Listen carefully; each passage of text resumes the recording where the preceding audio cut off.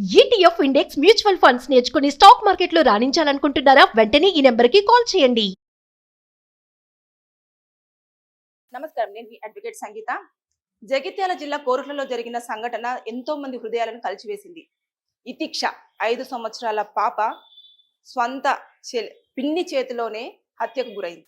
కారణం ఏంటంటే 2 కారణాలు ప్రధానంగా చెప్పుకోవచ్చు. ఎవరైతే హితిక్ష ఉందో వాళ్ళ అమ్మ మీది కోపంతో హంతకురాలైన మమత ఈ పాపను చంపడం జరిగింది. ఒక్కసారి మనం వివరాల్లోకి వెళ్తే, నవీన అలాగే మమత ఇద్దరు తోడికోడళ్ళు. వాళ్ళిద్దరికి కూడా ఇద్దరు పిల్లలు ఉన్నారు. ఉన్న తర్వాత వీళ్ళిద్దరు భర్తలు కూడా సౌదీలో పనిచేస్తున్నారు, అత్తయ్యతో కలిసి ఉంటున్నారు. వాళ్ళ మామయ్య కూడా సౌదీలోనే వర్క్ చేస్తున్నారు. వాళ్ళు పంపిస్తున్న డబ్బులతో ఇక్కడ వీళ్ళు పిల్లల్ని స్కూళ్ళకి పంపించడం, వీళ్ళ జీవనాధారం అంతా కూడా జరుగుతుంది. అంతేకాకుండా ఇక్కడ ఉన్న కోడలిద్దరు కూడా చిన్న చిన్న ఉద్యోగాలు చేసుకుంటూ వాళ్ళ జీవనాన్ని కూడా సాగిస్తున్నారు. అయితే ఇక్కడ ఏమైందనంటేను, మమత అనే అమ్మాయి ఎక్కువగా ఆన్లైన్ గేమ్స్ ఆడేది. ఆన్లైన్ గేమ్స్ ఆడడం వల్ల ఆమె అప్పుల పాలైంది.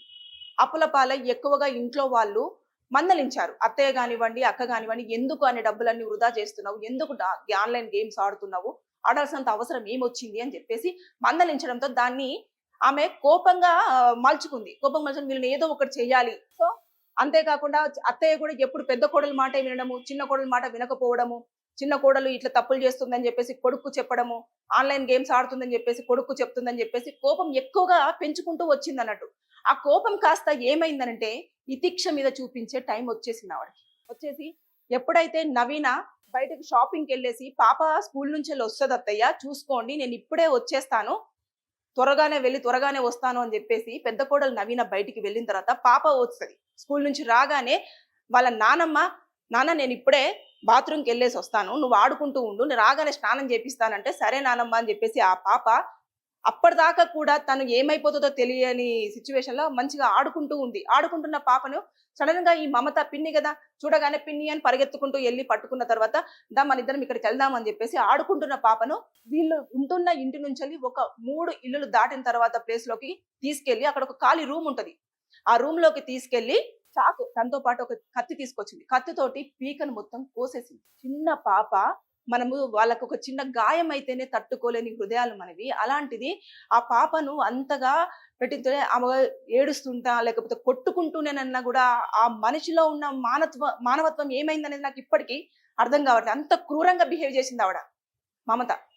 చేసి అంతైపోయి చంపేసి అక్కడ వేసి ఇంకా బయటకు వచ్చేసి అందరితో పాటు వాళ్ళ నాన్నమ్మ బయటకు వచ్చేసి, పాప ఏది స్నానం చేపిద్దామంటే కనిపించట్లేదు, ఇక్కడే ఆడుకుంటూ ఉండాలి కదా అని చెప్పేసి అందరు చుట్టుపక్కల వాళ్ళ ఇంట్లో కూడా అడుగుతుంది, ఈ శిక్ష వచ్చిందా, ఇక్కడ కనిపించట్లేదు, పాప కనిపించట్లేదు అని చెప్పేసి వెతుకుతుంటే అంతలోపు షాపింగ్కి వెళ్ళిన వాళ్ళ అమ్మ నవీన కూడా రావడం జరిగింది. ఏమైంది అత్తయ్య ఇలా టెన్షన్ పడుతున్నామంటే, పాప కనిపించట్లేదు, చాలా సేపటి నుంచి 2-3 గంటల నుంచి వెతుకుతున్నాను, కనిపించట్లేదు అంటే ఇంకా చీకటి పడుతున్న కొద్దీ వీళ్ళలో ఎక్కువ భయం స్టార్ట్ అయిపోయింది. అరే పాప ఏది, అసలే ఈ రోజుల్లో జరుగుతున్న అఘాయిత్యాలను మనం చూస్తున్నాం, ఎవరు ఎత్తుకెళ్లారు, ఎక్కడికి తీసుకెళ్లారు, పాప ఏమయ్యింది అని చెప్పేసి వాళ్ళు ఏడుస్తూ తిరుగుతుంటే అందులో మమత కూడా ఏం తెలియనట్టుగా వాళ్ళతో పాటు తిరుగుతూ, ఈ పాప ఎక్కడికి వచ్చిందా, ఇక్కడికి వచ్చిందా అని చెప్పేసి అడుగుతూ ఆమె నాటకాలు మామూలుగా ఆడలేదు. అసలు ఆస్కార్ అవార్డ్ లెవెల్లో పర్ఫామ్ చేసింది అనుకోవచ్చు. మనం వెళ్ళి వాళ్ళని అడగడం, వీళ్ళని అడగడం, పాప ఎక్కడుంది అని చెప్పేసి కనుక్కోవడం, ఇవన్నీ చేస్తూ ఏం తెలియనట్టు కూర్చొని ఇంకా పాప వాళ్ళ అమ్మ కంటే దారుణంగా ఏడుస్తుంది. గుండెలు బాదుకుంటూ, నెత్తి కొట్టుకుంటూ, అయ్యో పాప ఎక్కడ వెళ్ళింది ఏం తెలియదు కదా అని చెప్పేసి ఏడుస్తూ ఉంది.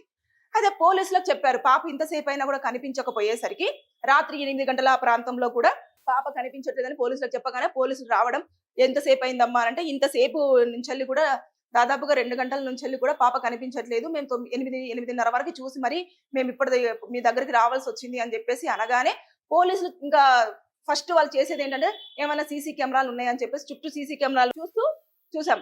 కానీ ఇక్కడ మమత ఇంకొక తెలివిగా కూడా బిహేవ్ చేసింది. అదేంటంటే, ఆవిడ చుట్టూ ఉన్న కెమెరాలను కూడా ఆఫ్ చేసే ప్రయత్నం చేసింది, కానీ ఒక్క కెమెరాలో మాత్రం ఆమె రికార్డ్ అయ్యింది.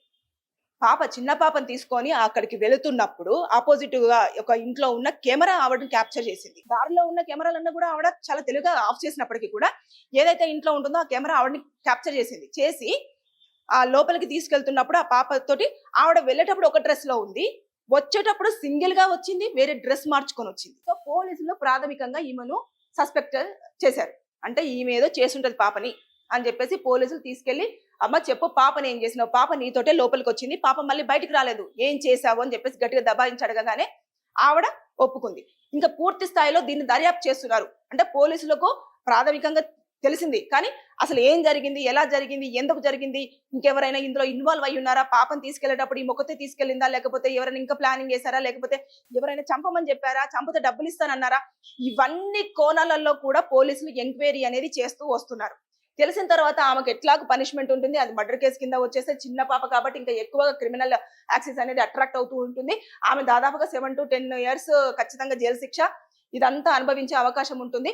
వాళ్ళ అమ్మ మీది కోపము ఎలాంటి విషయం తెలియని, అంటే వాళ్ళు ఎందుకు గొడవ పడుతున్నారు, వాళ్ళ అమ్మ మీద కోపం ఎందుకు వచ్చింది, ఇవన్నీ తెలియని ఒక చిన్న పాప మీద చూపించింది చూడండి. అసలు దారుణం. ఆ సంఘటన మాత్రం అసలు తట్టుకోలేని సిచ్యువేషన్. అక్కడ ఒకేసారి విషాద ఛాయలు అనుకున్నాయి. వెంటనే వాళ్ళ నాన్న కూడా తెలిసి, శనివారం రోజు జరిగింది ఇది, మనకి శనివారం రోజు జరిగితే వాళ్ళ నాన్న రావడము, ఇదంతా చూడడము, ఇదంతా ఎంక్వైరీ జరుగుతూ ఉంది. ప్రతి ఒక్కటి కూడా మనం చూస్తూ ఉన్నాము. పోలీసులకు దొరకదనుకోవడం మీ భ్రమ. క్రైమ్ చేసేటప్పుడు మీరు ఏదో ఒకటి ఖచ్చితంగా వదిలేస్తారు, దొరికిపోతారు, మీ జీవితాల్లో నాశనం అయిపోతాయి. నువ్వు చేసింది తప్పే కాదు, వాళ్ళు బాగుపడాలని చెప్పేసి నిన్ను ఎవరినైతే మమతను హెచ్చరిస్తారో, హెచ్చరించినందుకు వాళ్ళ అమ్మతో కూర్చొని మాట్లాడుకోవాల్సింది. నాకు ఇలా మాట్లాడితే నచ్చట్లేదు, నన్ను కోప్పడద్దు, నా ఇష్టం, నా జీవితం ఏమైనా కానివ్వండి, మీరు పట్టించుకోవద్దు, నా విషయంలో ఇన్వాల్వ్ అవ్వద్దు అని అంటే వాళ్ళు వదిలేసేవారేమో. అలా కాకుండా నీ ఇష్టానికి నువ్వు ఆలోచన చేసేసుకొని వీళ్ళ అమ్మని పనిష్మెంట్ చేయాలంటే కూతుర్ని చంపితేనే పనిష్మెంట్ అన్న విషయాన్ని నువ్వు ఎట్లా, అసలు అంత మానవత్వం ఎలా మర్చిపోయావు? పిన్ని అని రోజు నీ వెంట తిరుగుతూ, పిన్ని నాకు ఇది కావాలి, ఇది కావాలి అని చెప్పేసి, నీ పిల్లల లాంటి పాపనే కదా, అమ్మ తర్వాత అమ్మ అంటే పిన్నేగా. అలాంటి పిన్ని స్థానంలో ఉండి నువ్వు పాపను చంపే అంత మూర్ఖత్వంగా అలా బిహేవ్ చేసిందంటే ఆమె మైండ్ సెట్ ఎంత క్యూరాలిటీగా ఆలోచించిందో ఒకసారి ఆలోచించండి.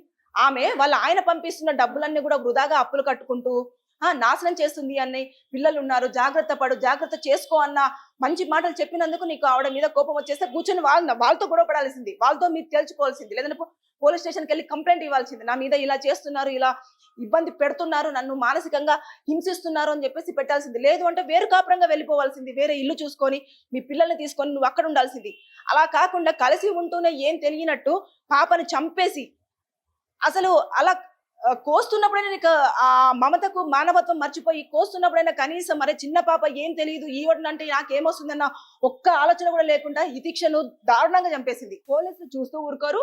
ఖచ్చితంగా ఎంక్వైరీ జరుగుతుంది కదా, మొత్తం ఫైనల్ గా ఇన్ఫర్మేషన్ వచ్చిన తర్వాత ఇప్పుడు కేసు పోలీస్ స్టేషన్ లోనే ఇంకా ప్రాథమిక విచారణలో ఉంది కాబట్టి మనం దీని మీద ఇంకా ఇప్పుడే మనం ఇలా జరుగుతుంది అలా జరుగుతుంది అని చెప్పేసి అనలేము. మనము సెక్షన్స్ అప్లికేబుల్ అయిన తర్వాత మనం వాళ్ళకి ఎలాంటి పనిష్మెంట్ పడబోతుంది, ఎలా ఉంటుంది అని చెప్పడానికి మనకు ఆస్కారం ఉంటుంది. కాబట్టి నేను అప్పుడు మళ్ళీ మీకు వీడియో చేస్తాను కంపల్సరిగా.